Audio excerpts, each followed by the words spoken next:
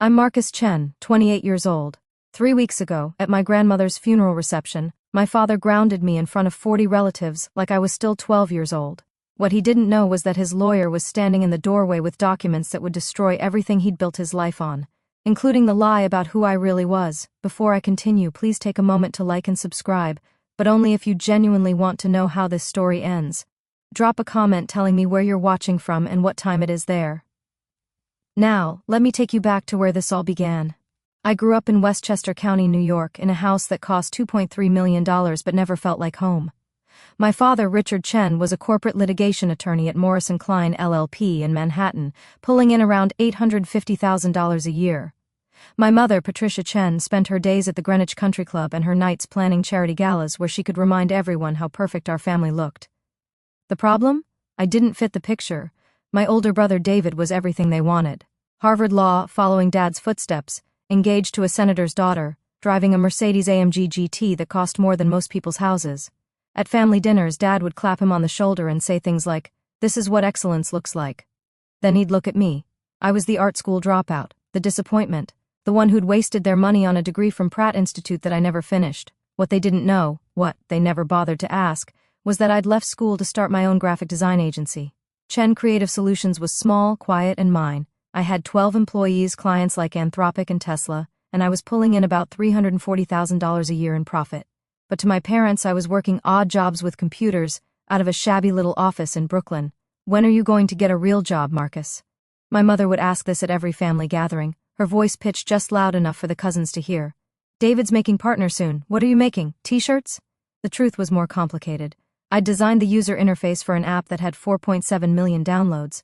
I'd created brand identities for 3 startups that had gone public, but I'd learned early that sharing my successes only invited more criticism. "Computer stuff isn't a career," Dad had said when I showed him my first $50,000 contract at age 23. "It's a hobby. David's defending Fortune 500 companies. That's a career."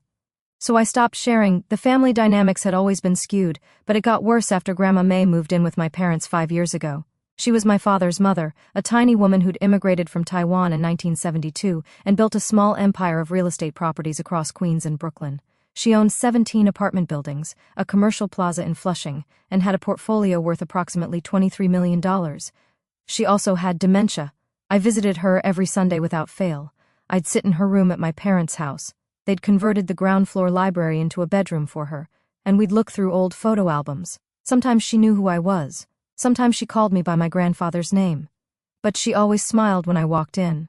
"My sweet boy," she'd say in Mandarin, patting my hand with fingers that felt like bird bones. "You have his eyes."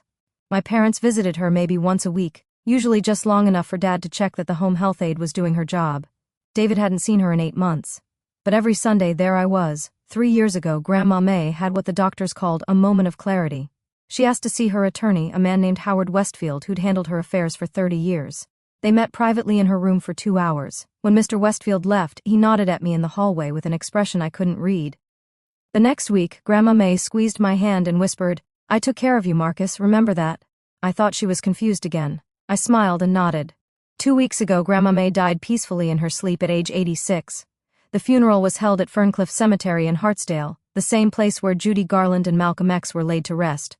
My father spared no expense. A $17,000 mahogany casket, elaborate flower arrangements from Ovando in Manhattan that cost another $8,000, and a reception at the Ritz-Carlton in White Plains for 150 guests. I wore my only suit, a charcoal gray Hugo Boss I'd bought off the rack at Nordstrom. David wore custom Tom Ford. The funeral itself was a blur of distant relatives I barely knew, most of them asking what I did for work and then glazing over when I said graphic design. The reception afterward was held in the hotel's grand ballroom, all crystal chandeliers and white tablecloths and servers in bow ties carrying trays of champagne. I found a quiet corner and nursed a glass of Pellegrino, watching my parents work the room like it was a networking event. My mother wore a black Chanel suit that probably cost $8,000. My father kept checking his Rolex Submariner, $14,500, a gift from Grandma May 15 years ago. That's when I overheard it. I was standing near the dessert table when my Aunt Linda, my mother's sister, leaned close to Mom and said, "So when will you find out about May's estate?" My mother's laugh was light, practiced. "Richard's been handling all of it. The buildings alone are worth over $20 million, plus her investment accounts, the life insurance policies. And it all goes to Richard."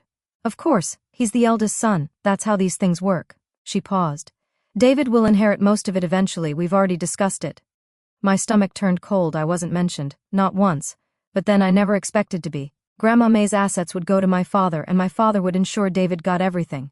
That was the natural order of things in the Chen family. Marcus got the criticism, David got the kingdom. I was about to walk away when my father's voice cut across the ballroom like a knife. Marcus, get over here. Every conversation in the room stopped. 47 people turned to look at me. I walked over slowly, my face burning. Dad was standing with Uncle James, Aunt Linda, and a cluster of relatives I'd met maybe twice in my life. Where have you been? Dad demanded. His face was red, the way it got when he'd had 3 drinks and wanted to assert dominance. I've been looking for you for 20 minutes. I was right there, Dad, by the... Don't make excuses, this is your grandmother's funeral reception. The least you can do is be available when family wants to talk to you. I could feel everyone watching. My mother had her hand on her pearls, her signature move when she was about to be mortified. David was across the room pretending not to notice. I was available, I said quietly. I've been here the whole time. With that attitude? Dad stepped closer. You know what your problem is, Marcus? You've never understood responsibility, never understood family obligation. Even today at your own grandmother's funeral, you can't be bothered to. I visited her every single Sunday for 5 years, I said, my voice harder than I intended. When was the last time you sat with her for more than 10 minutes? The room went silent. My father's eyes went dark. What did you just say to me? I said, you're grounded. I stared at him. What? You heard me, you're grounded, 2 weeks. No going out, no friends, no computer games or whatever the hell you waste your time on. Someone in the crowd actually gasped. I'm 28 years old. I own my own business. I have an apartment in Park Slope that I pay $3,400 a month for. And my father just grounded me in front of 40 relatives like I was in middle school. Dad, I'm not 12. And that's exactly the problem. You act like a child, you get treated like one. Now go wait in the hallway. I'll deal with you after I finish speaking with actual adults. My face was on fire. I could see my mother looking at the floor, David suddenly very interested in his phone, my aunts and uncles trying to pretend they weren't witnessing a humiliation. I should have left. I should have walked out of that ballroom and never looked back. But before I could move, a voice spoke from the doorway. I'm sorry to interrupt. Everyone turned. Standing in the entrance to the ballroom was a man in his late 60s, wearing a navy suit and carrying a leather briefcase. His white hair was neatly combed, his expression grave. Howard Westfield. Grandma May's attorney. My father's face shifted instantly, the anger replaced with his professional mask. Howard, this isn't really the time. We can discuss the estate details next week in my office. I'm afraid it can't wait, Richard. Mr. Westfield walked into the room with the kind of authority that made people step aside. He looked directly at me. Is this Marcus Chen? I nodded, confused. Then I need you to stay, this concerns you directly. I know some of you watching have been through something similar, standing in a room full of people who've underestimated your entire life, about to have everything change. If this is resonating with you, drop a comment below. Let me know you're here. And if you want to know what happened next, because trust me, this gets intense, make sure you're subscribed. Mr. Westfield set his briefcase on the nearest table. The entire ballroom had gone silent. Even the servers had stopped moving. Mr. Westfield, my father said, his voice tight with the kind of control he used in courtrooms. I really think this would be better handled privately. You had 3 years to handle this privately, Richard. The attorney opened his briefcase and pulled out a thick manila folder. Mrs. Chen, May Chen, came to me 42 months ago with specific instructions. She was very clear that these instructions were to be executed immediately upon her death in the presence of her family. Instructions about what? My mother had found her voice, though it came out higher than usual. Mr. Westfield looked at her, then at my father, then at me. About her estate, and about Marcus. My heart was pounding so hard I thought everyone could hear it. As you know, Mr. Westfield continued, Mrs. May Chen's estate is valued at approximately $23.4 million. This includes 17 residential properties in Queens and Brooklyn, 1 commercial plaza in Flushing, various investment accounts, a life insurance policy, and liquid assets. My father nodded slowly, probably calculating how he'd restructure his retirement plan. According to the will Mrs. Chen executed 3 years ago, Mr. Westfield said, pulling out a document, the estate is to be distributed as follows. To her son, Richard Chen, she leaves her engagement ring valued at approximately $8,000, and her collection of jade jewelry, valued at approximately $12,000. The room erupted. My father went white. That's impossible. I'm her only son. Everything goes to her grandson, Marcus Chen, Mr. Westfield continued, his voice cutting through the chaos. She leaves the entirety of her real estate holdings, all investment accounts, the commercial property and all remaining assets, total value 23.3 million. I couldn't breathe. My mother no sayant. David had dropped his phone. Aunt Linda had her hand over her mouth. But my father looked like he'd been punched in the throat. That's not possible, he said finally. My mother would never, she wouldn't have, he turned on me. What did you do? Did you manipulate her? She had dementia, for God's sake. You took advantage of a sick old woman. I couldn't form words. I didn't know anything about this. Bullshit. My father lunged toward me. David grabbed his arm. You visited her every week. You wormed your way in there and convinced her to, Mr. Chen. Mr. Westfield's voice was ice. I need you to be very careful about your next words. Mrs. Chen was evaluated by 2 independent psychiatrists before executing this will. Dr. Sarah Morrison and Dr. James Park both certified that she was of sound mind and acting of her own free will. Their evaluations are part of the legal record. He pulled out more papers. Furthermore, Mrs. Chen left a video deposition explaining her reasoning. Would you like me to play here, or would you prefer to review it privately? Play it, my aunt whispered. We need to understand. Mr. Westfield pulled out a tablet, tapped a few times, and turned it toward the room. Grandma May appeared on screen, sitting in her room at my parents' house. She looked frail, but her eyes were sharp, focused. The timestamp read, November 18, 2022, 2:47 p.m. My name is May Chen, she said in accented English, her voice stronger than I'd heard it in years. I am making this video because I want my family to understand my choices. I am of sound mind. I have been evaluated by doctors. This is my decision. She folded her hands in her lap. For 5 years, only one person in my family has visited me regularly. Only one person has sat with me, talked with me, treated me like a human being instead of a burden. Every Sunday Marcus comes. Every Sunday he brings me tea and we look at photographs and he tells me about his life. He thinks I don't remember, but I do. I remember all of it. My vision was blurring. My son Richard is a successful man. He has money, he has respect, he has everything he needs. He does not need my money. But more than that, he does not deserve it. He put me in a room and forgot about me. He visits maybe once a week for 5 minutes to make sure I'm still alive. My father made a choking sound. My grandson David has never visited me, not once in 5 years. He is too busy, too important. He will inherit from his father. He does not need my money either. Grandma May leaned toward the camera. But Marcus, my sweet Marcus, he comes every Sunday even though his father criticizes him, even though his family treats him like he is less. He shows me his designs on his computer.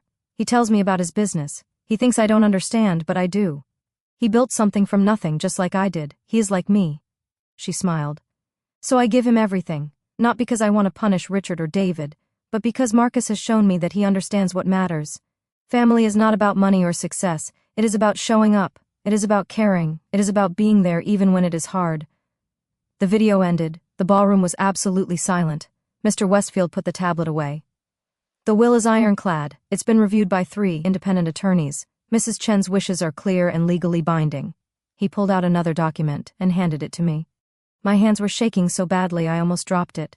This is a full accounting of the estate. You'll need to meet with me next week to begin the transfer process. You're also now the owner of Chen Property Holdings LLC, the company that manages the 17 apartment buildings. It currently generates approximately $840,000 per year in rental income. I looked at the number on the page, $23,347,892. You had to was staring at me like I was a stranger. You knew, he said quietly.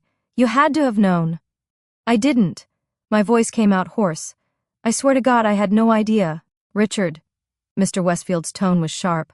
I suggest you accept this gracefully. Your mother made her choice. If you attempt to contest this will, you'll lose. And based on the other documents she left me, you'll lose more than just the inheritance. What other documents? My mother's voice was shrill. Mr. Westfield looked at her, then at my father. Perhaps we should discuss this in private. But my father was past caring about privacy. What documents, Howard? The attorney sighed. He reached into his briefcase again and pulled out a thin folder. Mrs. Chen also hired a private investigator 18 months ago. She had concerns about certain financial irregularities. The temperature in the room dropped. What financial irregularities? I asked. Mr. Westfield looked at me with something like pity. Your grandmother suspected that your father was using her power of attorney to transfer funds from her accounts into his own. The investigator confirmed it. Over the past 7 years, Richard has moved approximately $374,000 from your grandmother's investment accounts into accounts he controls. The room exploded again. My father's face went from white to gray. That's not. I was managing her accounts. She asked me to. Did she ask you to transfer $50,000 to an account in the Cayman Islands? Mr. Westfield pulled out a bank statement. Did she ask you to liquidate $127,000 in bonds to purchase a vacation home in Cape Cod? Did she ask you to use her credit card to pay for your son David's wedding reception, which cost $89,000?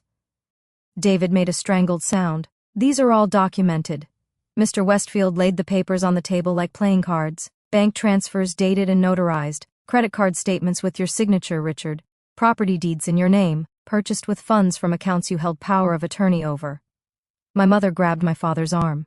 Richard, tell him it's not true. My father said nothing. I felt like I was watching this happen to someone else. My perfect, successful, respected attorney father had been stealing from his own mother. Mrs. Chen didn't report this to the authorities, Mr. Westfield continued, because she didn't want to destroy her son's career or embarrass her family. Instead, she changed her will. She left instructions that if Richard contests the inheritance, all of this evidence goes to the New York State Bar Association. He looked at my father directly. You'd be disbarred, Richard, possibly charged with elder financial abuse, which carries a penalty of up to 15 years in New York. Your firm would drop you immediately. Everything you've built would be gone. My father collapsed into a chair. His hands were shaking. Around us, the relatives were whispering frantically. I heard Uncle James say, I knew something was off. And Aunt Linda saying, poor May, and my mother just kept repeating no over and over.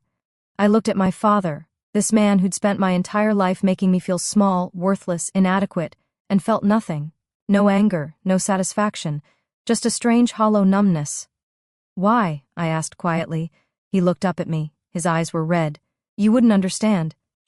David, who'd gotten everything while I got nothing, and 40 relatives who'd just witnessed the perfect Chen family image shatter like glass. What would you do in this situation? Comment 1 if you'd report him to the authorities, 2 if you'd handle it privately, or 3 if you'd do something else entirely. I looked at Mr. Westfield. How long would he have to repay it?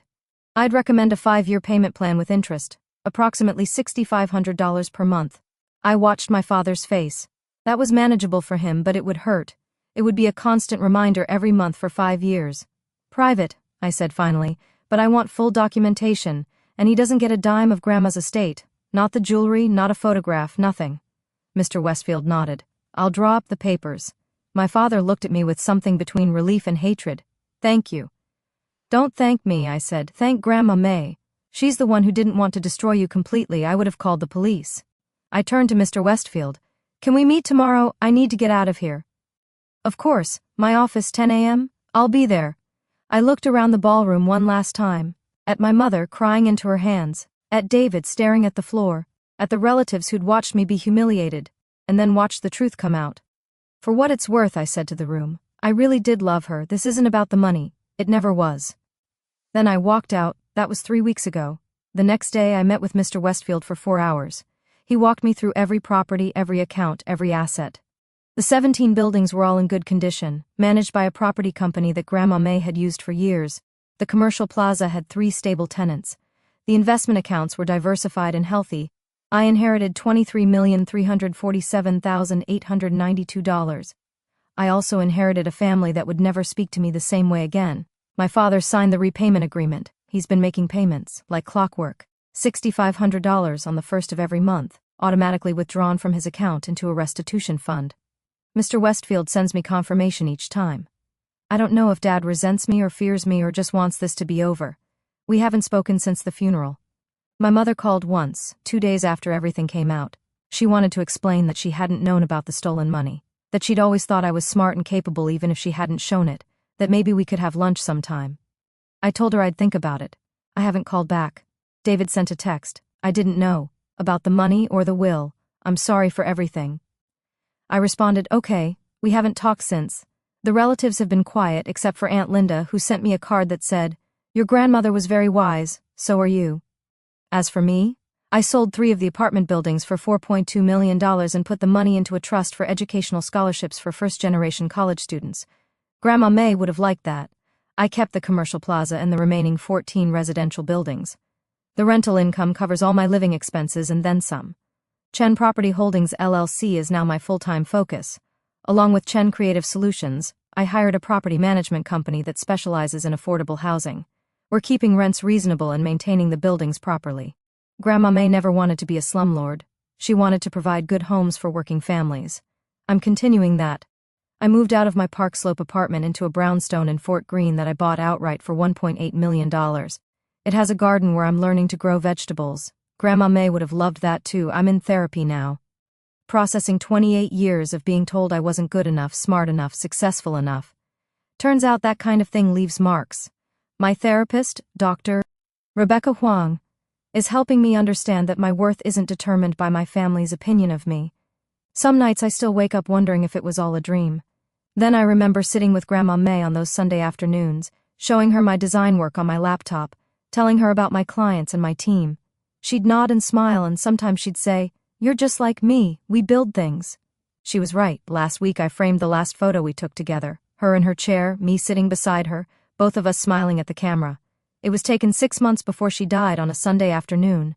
There's a cup of tea on the side table and my laptop is open, showing one of my designs. I keep it on my desk now, in my home office. Every time I look at it, I remember what she said on that video. Family is about showing up. I showed up for her when no one else did, and she showed up for me in a way that changed my entire life. If you've made it this far, thank you. If this story touched you, hit that like button, subscribe for more stories like this, and remember, your worth is not determined by how your family treats you. Real family is chosen, not assigned. And sometimes the people who underestimate you are the ones who teach you exactly who you don't want to be. To everyone watching who's been the black sheep, the disappointment, the one who didn't fit the perfect family picture, keep showing up for the people who matter. Keep building your own life. And know that someday the truth has a way of coming out. Thank you for listening to my story. I'm Marcus Chen and I'm doing just fine.